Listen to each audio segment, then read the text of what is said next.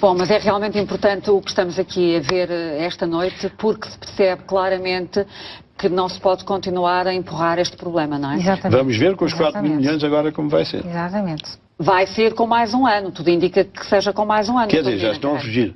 Então, mas o senhor não tem ouvido as notícias? Não, não tenho, então, ainda não percebi. O Ministro das Finanças...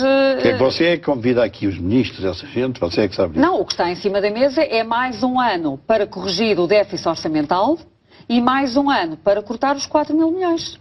Em razão daquilo que disse aqui o professor Ferreira do Amaral até há uma semana. Sim, mas... O efeito recessivo dos cortes de 4 mil milhões.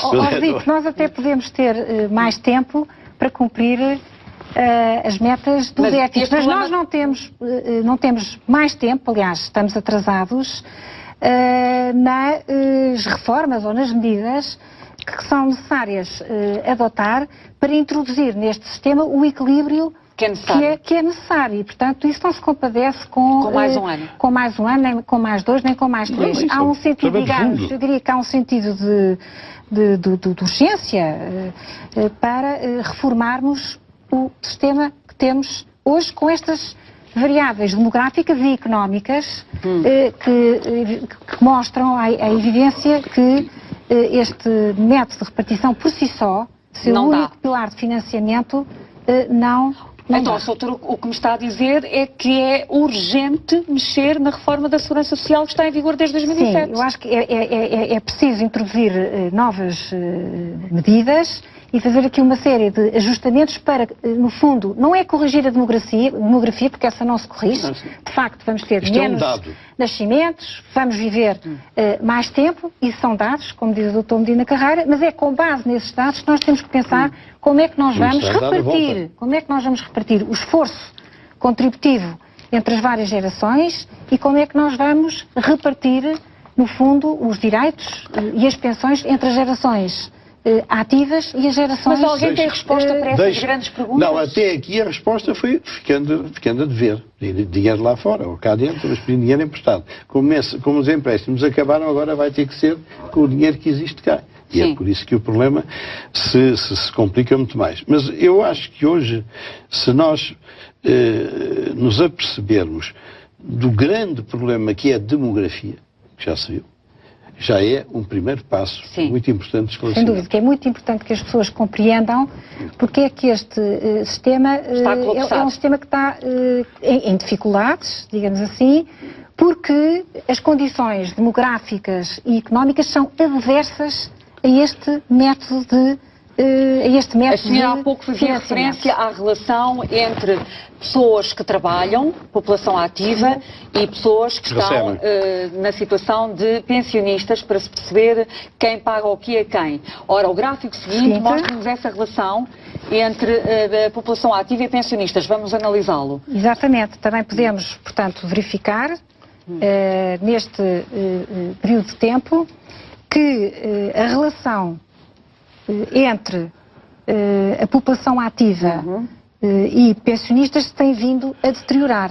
Se olharmos para a curva que se encontra a verde, nós constatamos que de 1983 para 2011 passámos de 2,34 ativos por pensionista para 1,57 ativos por pensionista. E na curva azul, se nós descontarmos a população ativa, os desempregados e os estudantes, que é, no fundo, a população que efetivamente trabalha e desconta, certo? Então, esta relação fica ainda mais baixa. E, em lugar de termos 1,7 ativos por pensionista, baixamos para 1,2 ativos por pensionista, se, portanto, deduzirmos os desempregados e os estudantes, porque, no fundo, esta população é aquela que, efetivamente, desconta e que, portanto, gera contribuições dito de uma maneira para sem pagar aritmética, porque a aritmética confunde muitas pessoas. Praticamente há um trabalhador a descontar com um pensionista. Isto é o que quer dizer este gráfico, enfim, deitando fora a palha. É pouco mais que uma pessoa para manter outra pessoa. Isto é que é importante que as pessoas percebam. Porque é o seguinte, ou esta pessoa ganha muito para descontar e manter aquela, ou ganha pouco e para manter aquela é como uma miséria. Portanto, não há volta a dar. Nem com a Constituição. Não há volta a dar? Com certeza, se você tem uma família, 2, a produzir para uma família, ou um trabalhador a produzir para um trabalhador e pouco para uma outra pessoa, imagine que este ganha 1.500 euros, veja o que é que ele pode fazer na sua vida e ainda manter o pensionista. É que a coisa, dito dessa forma, não é? E percebendo nós o que está a acontecer, afigura-se uma fatalidade acabarem as pensões. Não é acabarem, mas têm que ser postas ao nível possível. Não vão acabar, as pensões não vão acabar. Acabar com a dimensão e com a expressão não vão acabar. Para as quais nós estamos... Não vão acabar. Nós o que à temos, espera, não é? Neste sistema também temos que fazer alguns ajustamentos que, no fundo, reflitam este desequilíbrio que passámos a ter e que temos estado aqui, sim, a conversar, em que, efetivamente, temos cada vez menos trabalhadores no ativo a gerar cada vez menos contribuições e, por outro lado, temos cada vez mais um maior número de pessoas com mais de 65 anos. Doutora Margarida, eu tenho que colocar a questão nestes termos, porque a ideia que nós temos é que realmente estamos aqui na quadratura do ciclo, porque nós temos 1.300.000 pessoas com pensões muito baixas, em relação às quais nenhum poder político vai mexer ou quer mexer, sim, porque são pessoas que estão no limiar da sobrevivência. Bom, e depois temos creio que são 8.000 pessoas, se tanto, com pensões, com as chamadas pensões altas. 830. 907. Pronto, disse aqui o Dr. Bagão Félix, que são com aquelas pensões... 907 no regime geral de segurança social, porque depois na Caixa Geral de Apresentações são cerca de 5.000. Mas seja como for, é uma percentagem mínima do total. Quer dizer, acima de 4 ou 5 mil são 6 mil pessoas. Aliás, há aqui uma coisa curiosa. Se nós olharmos, por exemplo, para os pensionistas que foram afetados pela contribuição extraordinária de solidariedade, respondendo um pouco à sua, colaborando um bocadinho na sua reflexão, os números o que nos dizem é que apenas 272.000 pensionistas ganham mais de 1.350 euros. 8%, significa... 8 em cada 100 ganham aquilo. Portanto, isto é uma medida também que nos dá uma dimensão da estrutura de rendimentos desta população de pensionistas. Ou seja, no total dos pensionistas, certo? São cerca de 3,5 milhões. Portanto, regime geral de segurança social mais Caixa Geral de Apresentações, temos apenas 272.000 pensionistas que têm uma pensão superior a 1.350 euros. A maioria recebe muito menos. A maioria recebe muito menos. Então onde é que se vai... 92%, grosso modo, recebe muito menos. Doutor Medina Carreira, então onde é que se vai cortar? Pois, mas esse é o problema. Por isso é que isto é um problema que não é para fazer numa reforma do Estado.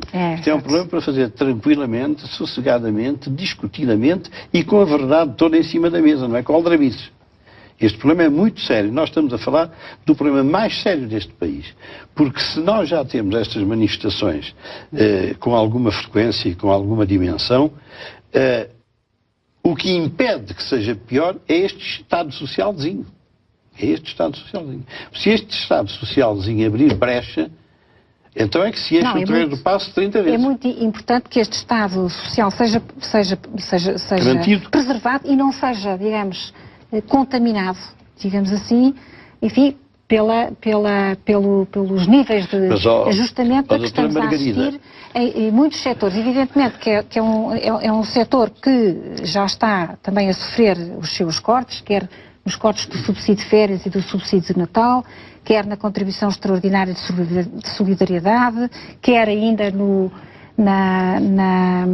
imposto extraordinário, que também se aplica aos pensionistas, mas de facto há que ter aqui, isto é uma matéria que tem que ser gerida com pinças. E com verdade. Com pinças e com verdade. Com verdade. E a verdade é rara nessa matéria. E há aqui, eu penso que também convém desdramatizar um pouco, no sentido de que certamente que haverá soluções, porque nós não estamos sozinhos, Portugal não está sozinho a confrontar-se com este tipo de problemas. É evidente que nós temos uma dificuldade adicional, é que estamos a atravessar uma enorme crise Temos problemas económicos, temos uma crise das nossas finanças públicas, mas a verdade é que o problema do envelhecimento demográfico, que é disso que se trata, é um problema com que todos os países da OCDE, de um modo geral, se têm vindo a confrontar. E há países que já encontraram caminhos. Quais são? É a Suécia. Caminhos. Não é um país comparável com os outros. Caminhos para... São os ricos do norte da Europa, aos quais eu sou absolutamente adverso a este tipo digamos, de adormecimento transmitido à população. Porque a população tem de perceber que isto é gravíssimo e que somos nós que temos que resolver, não são os outros, não é o OCDE, nem é a Suécia. Esses têm os seus problemas que são menores, apesar de tudo, que os nossos. Nós estamos falidos. E, portanto, isto não é brincadeira. A gente tem de dizer às pessoas que isto é um problema seríssimo, porque há cada vez mais idosos e cada vez mais jovens, porque a economia está de pantanas e porque o Estado está falido. E isto as pessoas têm que interiorizar. Não há milagre aqui. Quando nós fazíamos dinheiro, o tal escudo que se mandava imprimir, podia sair uns caixotes do Banco de Portugal, lá se tamancava e pagava-se. Hoje não fazemos dinheiro. Vivemos com esse dinheirito que estes 3 senhores cá vêm deixam trimestralmente um cheque. E depois vamos pedir emprestado, porque a economia não arranca.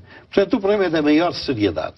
Não vale a pena estar a narcotizar as pessoas. As pessoas têm que perceber que o problema é português, o problema é grave e o problema não está a ser atacado com inteligência e com... Doutor Medina Carreira, ainda temos aqui 1 minuto e meio para vermos este gráfico que me parece muito importante e que nos vai fazer a ponte para o programa seguinte, que é o que compara o regime geral da Segurança Social com a Caixa Geral de Aposentações.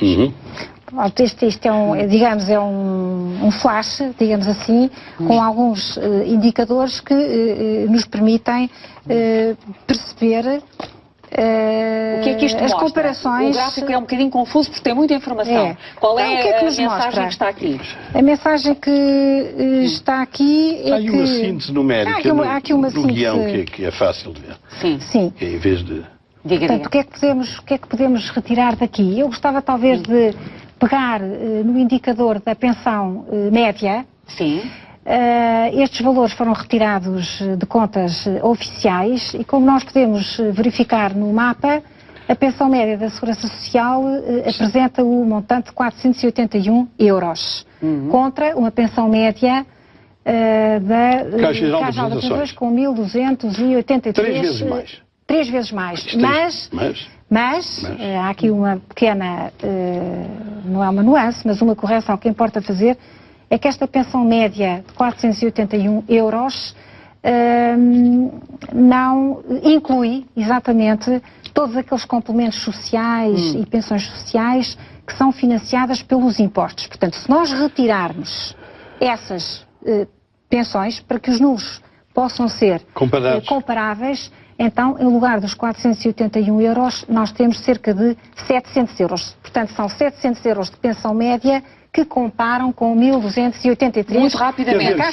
Cada ex-funcionário público, ou um funcionário público reformado, recebe mais 500 euros do que um empregado de escritório reformado. Mas isso também tem uma explicação. Não, claro, porque há médicos, no Estado, há professores, há gente mais preparada e mais bem paga. Exatamente, e portanto mais bem paga, daí que é preciso não esquecer que as pessoas descontaram sobre as suas remunerações para ter pensões. Portanto, se as pensões são mais elevadas e se contribuíram, é porque contribuíram e descontaram sobre remunerações em média, descontaram mais tempo. Elevadas e terão descontado também, em média, descontaram mais tempo no Estado? Como, aliás, pode ver... Descontaram mais tempo no Estado? Sim, como, aliás, pode ver no Em média, são 30 anos contra 26. Exatamente. Em média, e, portanto, no Estado, na Caixa Geral de Aposentações, isso implica uma formação de pensão um pouco mais porque elevada. A Caixa Geral de Aposentações é anterior a estes mecanismos. Eu acho que nós vamos ter que voltar a esta informação de hoje a 8 dias. Porque as pessoas também falam muito nisso, na relação entre o valor das pensões no privado e o valor das pensões no Estado, na administração central e na administração local. Eu acho que vale a pena voltar a este ponto no próximo programa. Doutora Margarida, esperamos por si de hoje a uma semana. Doutora Medina Carreira, desejo-lhe uma excelente semana. Obrigado, obrigada. E obrigado aos nossos espectadores. Boa noite.